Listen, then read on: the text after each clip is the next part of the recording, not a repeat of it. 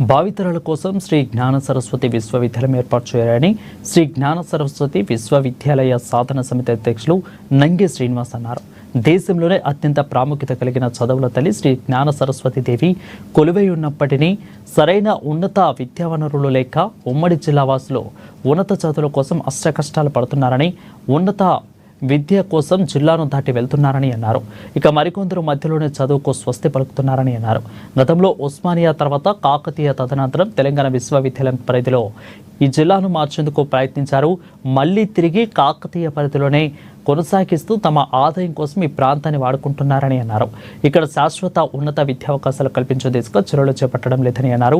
సమగ్ర విద్యాభివృద్ధిలో భాగంగా భవిష్యత్తును తీర్చిదిద్దే విధంగా తెలంగాణ రాష్ట్రంలో కొత్త విశ్వవిద్యాలయాల ఏర్పాటు అనేది అత్యవసరమని అన్నారు.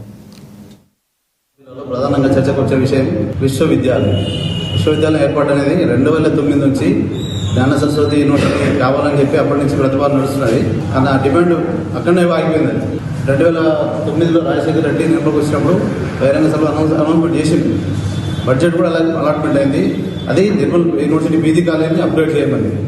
అప్గ్రేడ్కి 55 కోట్లు శాంక్షన్ అయిన తర్వాత మళ్ళీ ఆయన కనుమరుగైపోయి అంటే ఆయన అకాల మరణం చెందిన తర్వాత అది తెరమరుగైపోయింది.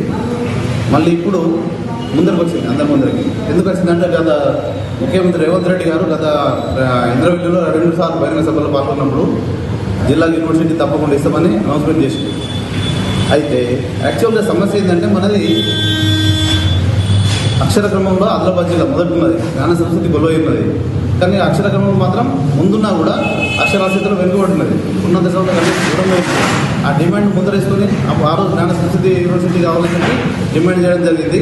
మన పిల్లలకు ఉద్యోగాలు కావాలని, ఉపాధి కావాలని, ఉన్నత చదువులు కావాలని ఆ డిమాండ్ అంతా కూడా అప్పటి నుంచి నడుస్తున్నది. మన వాళ్ళందరూ ఇక్కడ అవైలబుల్ లేక జిల్లా దాటిపోతున్నారు. మన ఆదాయం కూడా అన్ని జిల్లా మన ఇతర యూనివర్సిటీలకు వెళ్ళిపోతున్నది. మళ్ళీ మన వాళ్ళకి ఇక్కడ కూడా ఇతర యూనివర్సిటీలలో మన వాళ్ళకి ఉద్యోగాలు దొరకట్లేదు. మళ్ళీ ప్రతిసారి మన యూనివర్సిటీని మన జిల్లా ప్రాంతాన్ని మొట్టమొదటి ఉస్మానియా యూనివర్సిటీ పరిధిలో పనుండే, దాని తర్వాత మళ్ళీ కాకతీయ యూనివర్సిటీ పరిధికి చేర్చిండ్రు. మళ్ళీ మధ్యకాలంలో తెలంగాణ యూనివర్సిటీకి చేర్చిండ్రు. తర్వాత మళ్ళీ కాకతీయ యూనివర్సిటీ పరిధిలో